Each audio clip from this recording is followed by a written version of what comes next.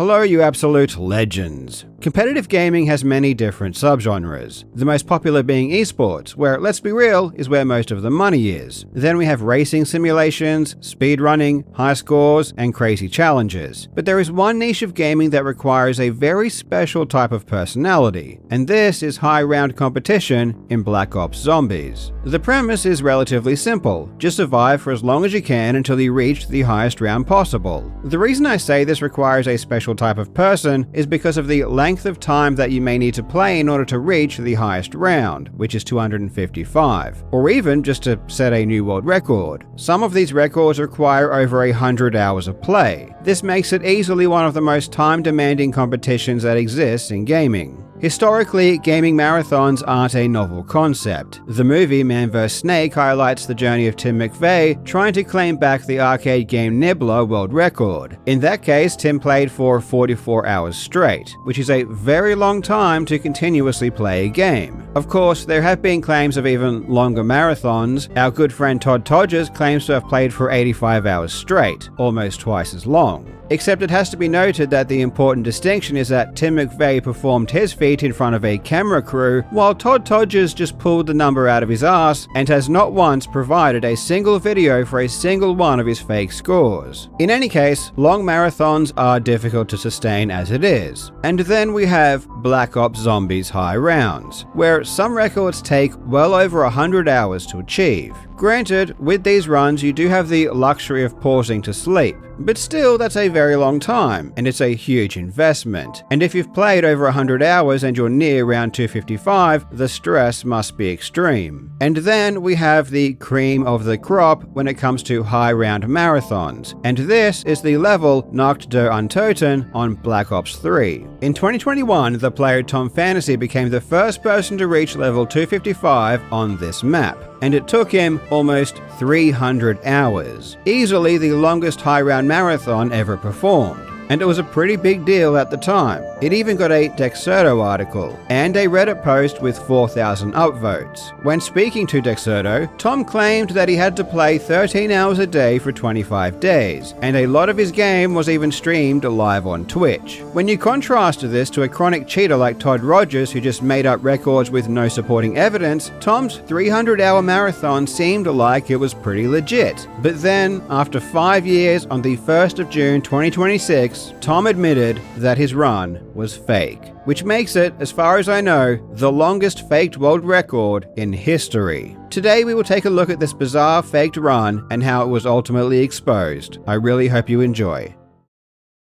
Legends, in my day I've taught myself a lot of different skills. I've taught myself how to play guitar, I taught myself how to play piano, I taught myself how to become a world record setting juggler. I've even taught myself things that make me wonder, why did I do that? Needless to say, these skills didn't pay the bills. But there is one thing you can learn from the comfort of your own home that can earn you a lot of money, and that is programming. And that's why today's sponsor, Boot.dev, is so great. Boot.dev is a platform that teaches you how to code. So if you've ever considered being a software developer, which allows you to make very decent money, this, in my opinion, is the best way to do it. Boot.dev is superb because it makes learning to program as interesting and engaging as it can possibly be. Boot.dev turns programming into a game, where you can earn XP, gain levels, and complete quests. There are so many courses covering a bunch of different languages, and it really doesn't matter if you're a beginner or an expert, the courses have you covered at every level. And what I like best is that Boot.dev provides your own personal tutor called Boots. Boots is awesome at guiding you to the right answer instead of straight up telling you. So for me, this helps me learn so much quicker and it's so much more rewarding. So if you want to learn programming and earn some money, or maybe you just want to learn for fun,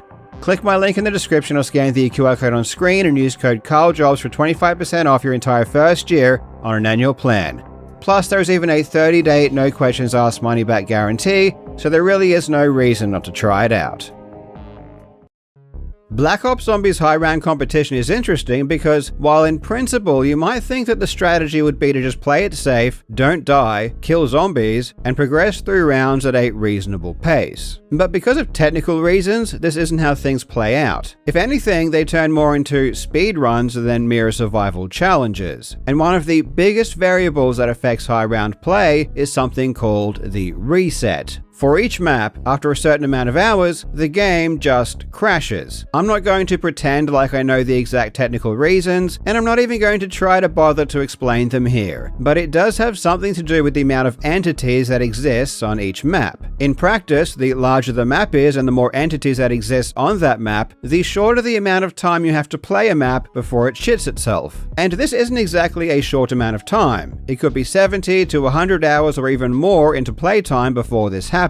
Still, because 255 rounds is a lot, it can genuinely cause a real barrier to reaching the highest round. For example, on the map Shangri-La on Black Ops 3, which by the way is the game we'll be discussing today, the world record is round 248, just 7 rounds shy of the maximum. And in that case, the reset happened at 73 hours. So while it is possible for players to hit level 255 on most levels, on some levels, the reset makes this functionally impossible. Unless of course they can find a new strategy to get through rounds quicker. There is also another limit, which is that after 25 days of the game being open, the game crashes. Usually this isn't very relevant because the reset happens much earlier. However, there is one level that is special, and that is Nacht der Untoten, which is the remastered version of the same level on Black Ops 1. Nacht der Untoten, or just Nacht as I'll call it for short, is by far the smallest map in Black Ops 3. And because the map is so small and the entity number is much smaller than other levels, the time it takes until the game resets is very long. In fact, on this particular level, the reset happens after around 300 hours. So you would think that surely, because you have so much time, that reaching level 255 would be easy. But slow down, big boy, because there are other factors at play here that have a huge impact on how fast you can progress through rounds. The major factor in this case is the gun selection. Each map gives you access to different weapons. Some are weak, and some are extremely powerful. In Nacht, there is only a single weapon that allows you to kill zombies at higher rounds, and that is the Thunder Gun. The Thunder Gun will kill any zombie no matter how much health it has if it is close enough. The only problem is that there is only one way to get the Thunder Gun, and that is by randomly collecting it from the mystery box. Unfortunately, the type of gun that you get from the mystery box is random, and even more unfortunately, the odds of getting the Thunder Gun specifically from the mystery box on this level is particularly bad. We are talking an average of about 1 in 34. To make matters worse, Nacht does not contain a Pack-a-Punch, which is a machine that both upgrades your weapon once and refills the ammo, and it's a machine that exists in most other levels. So you are completely reliant on getting the Thunder Gun from the mystery box over and over again. And if you watch a high round run of Nacht, you'll immediately appreciate what I meant when I said that it requires a special kind of personality to compete on this level. It almost entirely involves running in circles, avoiding zombies, collecting a random weapon from the mystery box over and over and over and over again. There have been calculations done on how many times you would need to collect a weapon from the mystery box to get enough Thunder Guns to kill enough zombies to reach around 255, and it is around 37,000 times. Yes, that is right, 37,000 times of circling this small room avoiding zombies for quite literally hundreds of hours, which makes this level extremely repetitive to play. Back in 2020, the Japanese player Chihiro set a new world record by reaching round 216. In his record, the run did not end because he died or because of the reset, but rather because the game had been running for 25 days. And with the amount of hours he could play the game each day, that was as far as he could get. And then in 2021, the player Tom Fantasy absolutely smashed Chihiro's record and got all the way to level 255. This was a very big deal at the time. There were even news articles written about it, and as I said before, even a huge Reddit thread praising the accomplishment. The Dexerto article stated, popular zombie streamer Tom Fantasy kicked off a new run in Black Ops 3's Nacht der Untoten on July 2nd. A whopping 20 days later, and he finally ended the session with a new world record after clearing 255 rounds. With hundreds of viewers cheering him on live, the 255 round mark luck was cause for celebration, with almost 300 hours of very, very hard work. The fact that this was streamed and hundreds of players were cheering him on makes this appear at first glance pretty legit. On a common sense level, cheating a 300-hour run live on stream isn't a thought that would immediately jump out at you. But oh boy, as we have seen time and time again, the lengths that people will go to cheat a run for clout are essentially limitless.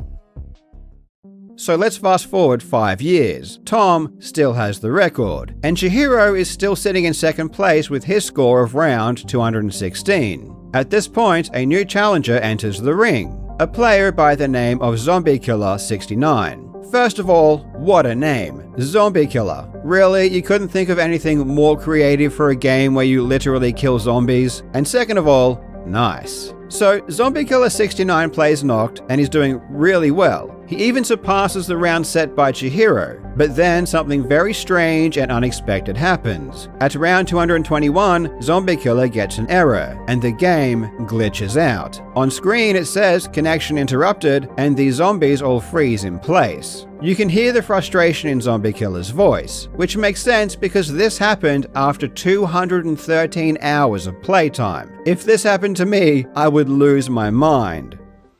Yeah, I don't know what the hell happened, Tails. My shit froze. GG's, I guess. Dude, why did that fucking happen?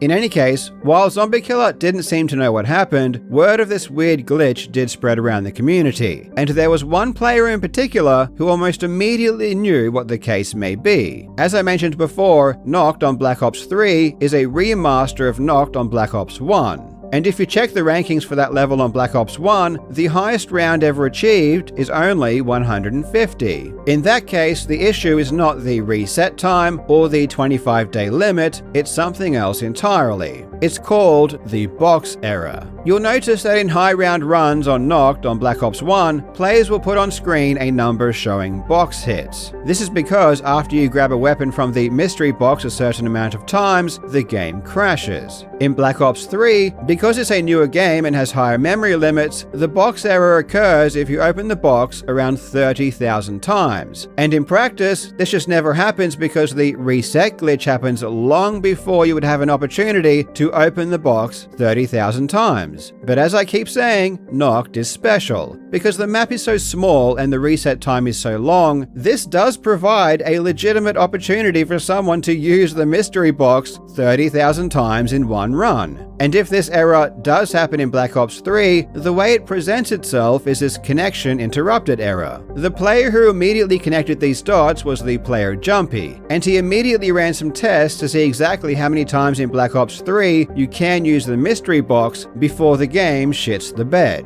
And his findings made it very clear that the game would crash long before you could collect enough Thunder Guns to reach level 255 on Nacht. At this point, the conclusion was obvious, and the exact moment this realization happened was even captured live on someone's stream. Wait, what happened? You box aired? Or you just scratched? No, I box aired, yeah. Wait, oh, what? What did you think? Uh-oh.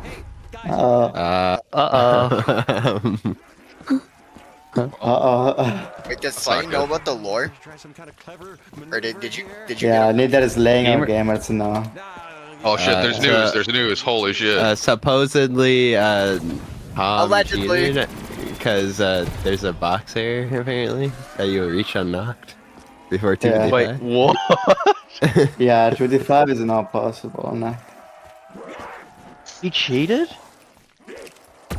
Yeah, presumably, yeah, it looks like it. Because you'd box aired before 255, so he would have done something. Or, I don't know.